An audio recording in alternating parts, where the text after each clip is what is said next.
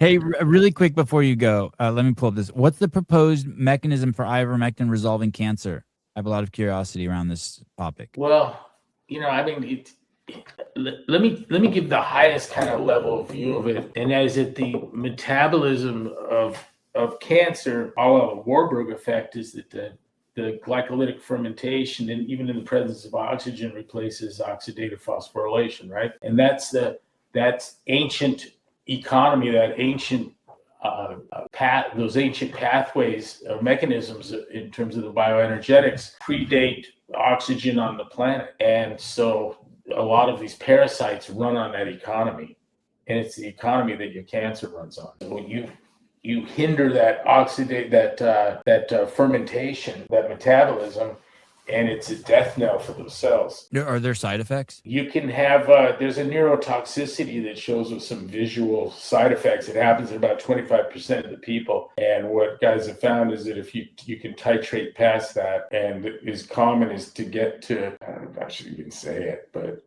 it's a milligram of ivermectin per kilogram of body weight, and but you want to titer up to that dose and take a month to do so. It's a weird field. What's mostly known about the drug and its dosing relates to its antiparasitic effect, and so you're in a little bit of a wild space here. But the physician we know that is golfing as opposed to his buddy, also our friend, who's whatever the opposite of golfing is in that state, speaks pretty loudly, but we went with that dosage and sharing with others. Exciting.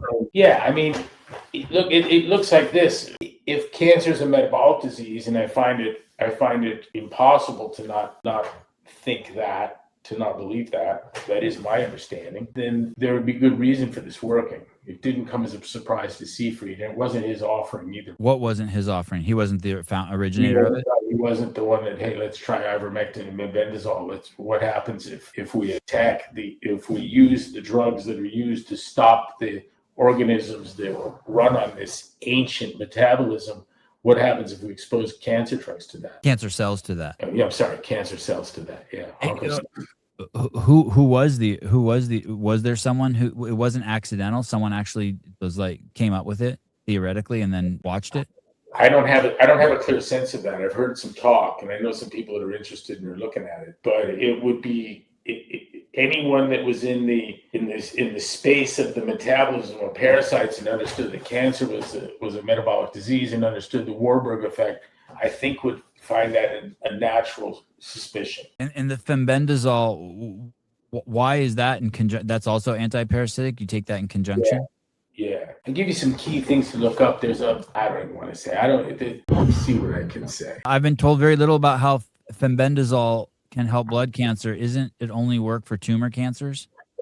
Mebendazole is an anti-helminthic antiparasitic medication that works by binding to the I should get my glasses here, colchicine binding site of beta tubulin. This binding blocks the polymerization of tubulin dimers, leading to the destruction and loss of cytoplasmic microtubules in the cell of parasitic worms. The breakdown of this vital cellular structure impairs several critical functions in the parasites. It permanently blocks the uptake of glucose, depleting the parasites' ATP reservations. The destruction of microtubules prevents the movement of vital secretory granules and cellular organelles. The loss of structural support paralyzes the helminth. Christine, Greg and I had a physician friend who had a fungus infection growing in his lungs, and he got very close to dying. While this mechanism effectively targets parasites, research highlights that mebendazole also disrupts mammalian microtubules. Because of this, the drug has garnered significant interest as a potential anti-cancer and immunomodulatory agent, as it can inhibit cell division and tumor growth.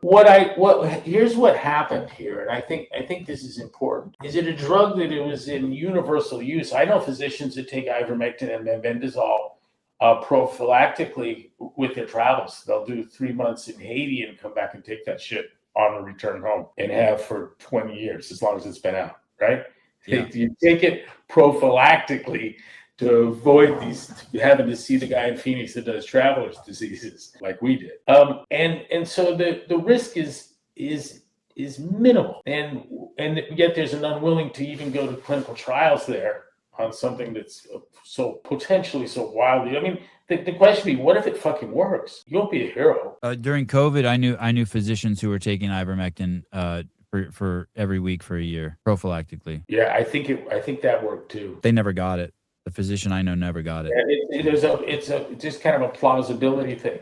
Forget the organic chemistry or the molecular biology. How about the reaction to it? Oh, what do you mean by the reaction to it? It was just a the public outcry. Yes. Wild hostility. And I knew at the time that you can't have even emergency authorization for a disease that has a treatment. And so one of the hard standing requirements for any vaccine is that it not be treatable. I don't know if you remember this too, but this was crazy. In Taiwan, the ivermectin pharmaceutical factory explosion left 2 injured, and the entire factory burnt down in December 20th of 2020. A whole ivermectin factory had burned down in December of 2020. That was crazy. All right, thank you. I like the look. I think I've seen firsthand ivermectin and mebendazole result. I think I understand it. I think there's rational reason to believe it theoretically, and I believe that I've seen it in practice. The reaction to it is further evidence of its effectiveness. So that when my father-in-law asked his oncologist about ivermectin, and the response was, "That's just a good way to kill yourself," and he found or if you, do that if you want to die. And for something that has such low risk in hugely widespread use, it's the mebendazole, Fenbendazole, the vet version, almost identical molecule, is the heart's puppy dewormer. We're giving this shit by the tons to puppies, and to have that hostile reaction suggests something else at play, and it did to the father-in-law. It did make him think that. It did. He's like, "Wow, that was an inappropriate response." Yeah. What would be wrong with saying, "Listen, the risks are low, and I'm more than skeptical." How's that? Like, why wouldn't you say that? That's like when I asked the Kaiser doctor about autophagy. He said he didn't know what it was, and when I explained it to him, he says that's just bullshit. And he goes, "You want to be healthy, follow these guidelines." And he printed me out the Kaiser Thrive plan, and the first thing on there was to cook with canola oil. It was crazy. I wouldn't have believed it if I didn't see it myself. The fasting's just bullshit. Yeah. It's like my picture of the fucking huge semi of Coca-Cola sitting in front of the Joslin Diabetes Center. Yeah, I saw that with you. I witnessed that. Yeah, I got pictures of it. I mean, we stopped the car. I walked out into traffic, Boston. Like, this is a sighting of a lifetime for me.